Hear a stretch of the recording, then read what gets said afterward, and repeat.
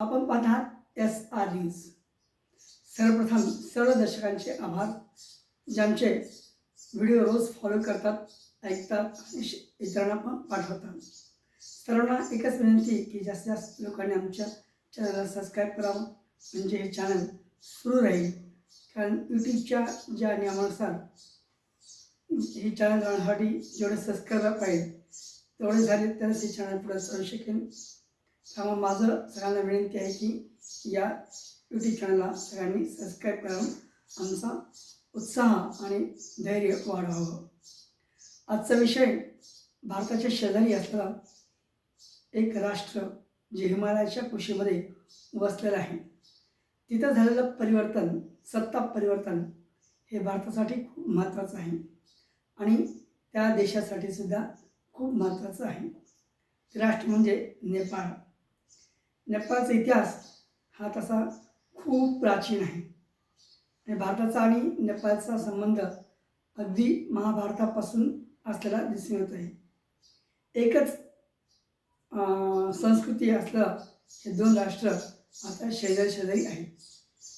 पण मागच्या काही वर्षामध्ये या देशामध्ये जे काही सत्ता परिवर्तनाची लाट येऊन गेली, त्यामुळे या ठिकाणी भारताविरोधी वातावरण निर्माण झालं होतं. याचा इतिहास आपण मागचा 25 वर्षाचा पाहिला. आपल्याला असं लक्षात येईल की या नेपाळमध्ये जी राजेशाही होती, राजे वीरेंद्र विक्रम शाह यांची 11 जून 2001ला हत्या झाली. त्यांच्याच मुलाने दीपेंद्रने आपल्या कुटुंबातील 7 सदस्यांची हत्या केली. यामध्ये राजा विक्रम शाह, त्यांची पत्नी, त्यांची मुलगी, 2 मुलं हे सुद्धा आणि नौकर मारले गेले.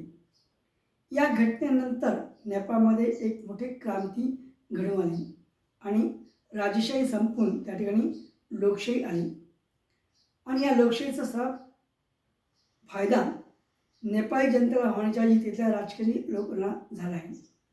या तिथल्या राजकीय लोकांनी आपला जी लोकशाही आहे ती चीनच्या कम्युनिस्ट धर्तीवर स्थापित केली होती.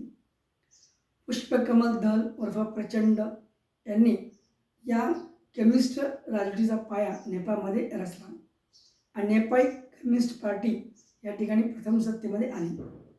त्यानंतर सत्ता परिवर्तन होत गेले. काही वेळेस प्रचंड यांचा पराभव सुद्धा त्या ठिकाणी झालेला आहे. पण चीनमध्ये जसं निवडणुका होत नाहीत, नेपाळमध्ये मात्र लोकशाही पद्धतीने निवडणुका झाल्या आणि हे कम्युनिस्ट राज्य नेपाळमध्ये आल्यानंतर भारताच्या आणि नेपाळचे संबंध दुरावत चालले गेले आणि 2000 मागच्या 25 वर्षामध्ये ते इतके ताणले गेले की काही वेळेस संघर्षाची सुद्धा स्थिती आली होती. पण भारताचे नेतृत्वाने या ठिकाणी संयम बाळगलेला दिसत आहे. कारण भारताच्या आणि नेपाळची संस्कृती ही एकसारखी आहे. हिंदू संस्कृती या दोन्ही देशामध्ये समान असल्यामुळं हा एक धागा कुठेतरी जोडला गेलेला होता. आणि मागच्या वर्षी 2025ला ओली सरकारने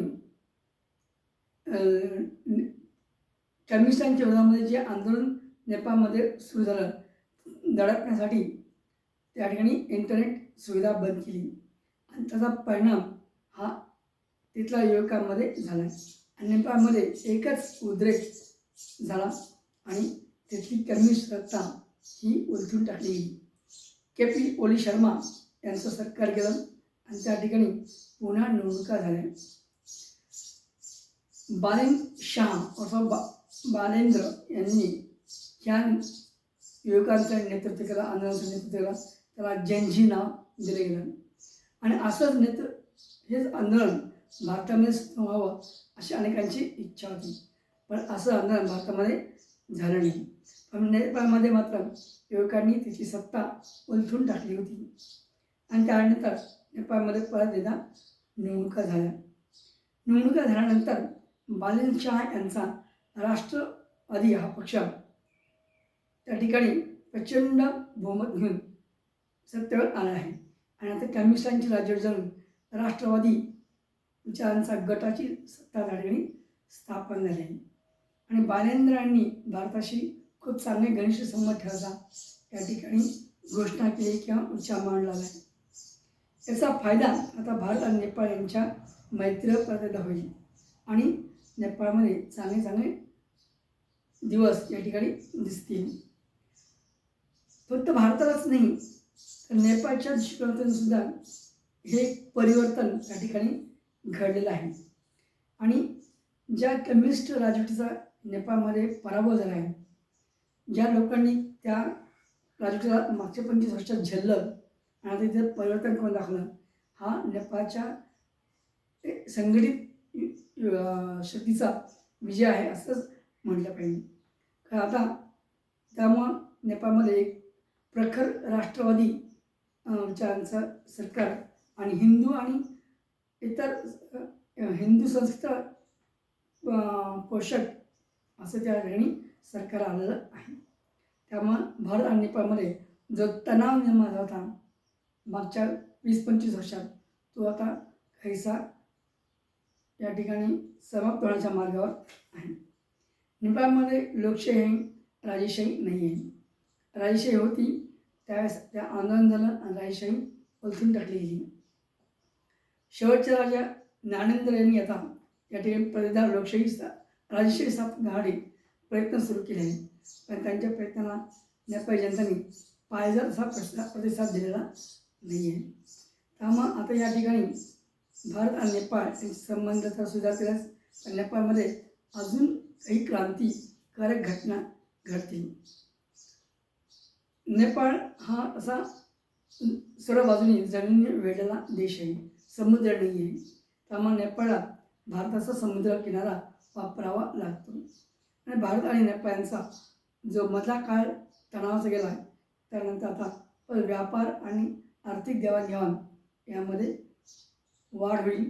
कारण त्या ठिकाणी आता बालेनशाह हे राष्ट्रवादी विचाराचे नेते आले आहेत आणि त्यांनी कम्युनिस्ट विचारसरणीला आता त्यागाचा प्रयत्न सुरू केलेला आहे.